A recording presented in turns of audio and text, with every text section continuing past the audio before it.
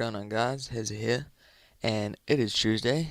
You know what that means, new tutorial. So, let's get into it. Today, I'm going to be covering, last week I went over how to do the floating rock pieces and meteors inside of Element 3D. So I figured this week I'd show you the basics of Element 3D, how you can use that to do 3D text and logos, and just give you a better understanding of that program. So, I'm going to take my cinematic in. This is the same one I used last week, and I'm just going to find right about where I want it. That's the end of it. No. Alright, I'll start from here. If you're on a Mac, you go Alt, big in bracket, to cut the clip there. I don't know what it is for Windows because I don't use Windows. And Alt N bracket to cut it there. And then I'm going to press N to bring my time work area to where the time marker is and go trim comp to work area. Right, so now I got my cinematic here which I want to work with. I'm going to need a track camera. You can do this using Boju, I don't know what the program's called, but you can use other programs to track, but I just use the camera tracker inside After Effects. So I'm just going to track camera, automatically start doing its thing, and this might take a while, so I'm going to pause this and I'll be back once it's done. Okay, so that's done. Now all I got to do, if I click on my camera tracker here, you see all the track points, and nothing's going to actually work until you click create camera. And then you got your camera here. So, yeah, everything that now comes into this composition and is switched onto a 3D layer will be affected by this camera. And yeah, easy as that. So, first thing we'll do is the text. So, grab my text tool here, and I'm just gonna open my character window so I can play with this. No, don't be a pain. There we go. Find a cool font. Actually, I'll type something first. I'll just put has it. I'll just use that font. That's fine. And then that's all you need. You can switch that layer off. Check that out of the way, and then you're going to apply a new solid. Make comp size. I'm going to call this element, and then I'm going to, where have all my panels gone? Effects. Look up some element and chuck that on the solid. Oh no, rainbow of death. No, we're good. Alright, now you got element here. To make your text layer work with this, you want to go to custom layers, text and masks, custom text and masks, and on path 1 change it to Hazard or whatever your text is. Now just got to go scene setup and extrude, and there's our text. Now it's just plain white. You might want it like that, but it's pretty boring. So I'm going to chuck on some bevels. You have materials here if you want to create your own bevels. That looks kind of cool. But I'm going to go into the preset bevels and find something cool.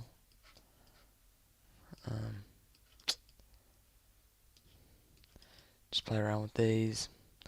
Find something you like, and then you can adjust these once we find something cool. Yep, that's good.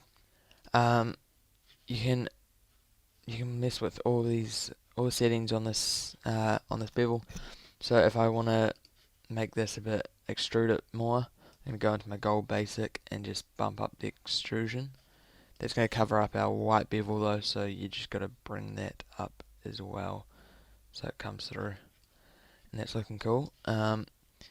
If you want to make the outline of gold a bit bigger, you can mess with your expand edges.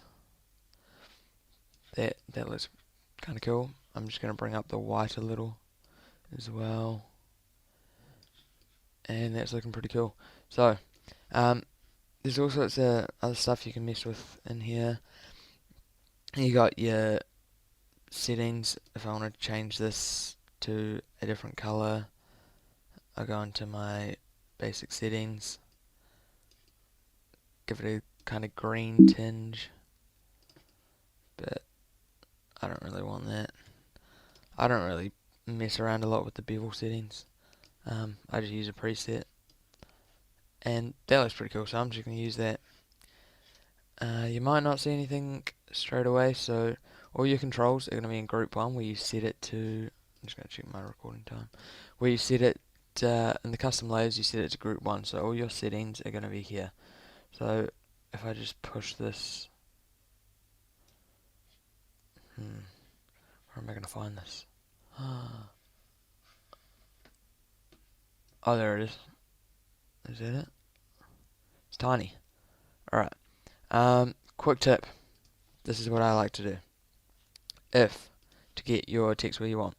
If I go down here to my cinematic and click on that, so I get my track points.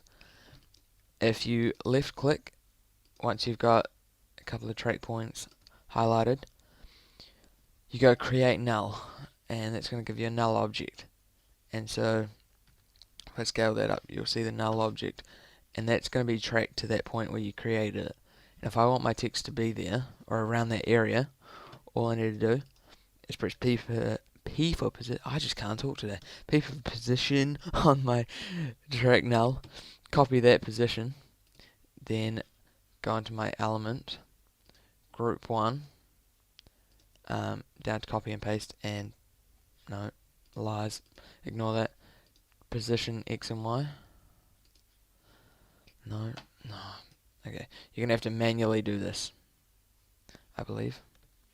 So here, I'll just copy that, put it on position X. Yep, copy this, put it on position Y, and copy this, and put it on position X. So we've got it where we want. That's where we want it, but it's looking a bit small. So I'm going to go into particle look and bump up the size. And it looks good. There's not a lot else you can do in here. I mess with the rotation, I guess. Turn this around so it's looking nice angle so we can read it. Go back into replica, and I'm just going to put this on top of spar because that'll look nice. Push it up. Just play around with these positioning controls to get it where you want. But I just recommend using that null object to get it where you want it in the roughly, because it gets a bit confusing when you're using you're messing with the size of the text and the position in X, and often that screws up your tracking. And I used to always run into a lot of problems with that until I started using null objects, and I don't usually have that problem anymore. So that's looking nice. I'm just going to slide that over a bit more, and there we go. So that is tracked onto the sparkle. When you move within your cinematic, you might see here that it's pushed back more than you want it, so I'm just going to slide that forward and just move around your cinematic until you get it in a position where it looks good everywhere, which I reckon is there, and that looks good everywhere. So that's how to do the text. Next thing you want to do is the logo. So I've just got a phase logo here.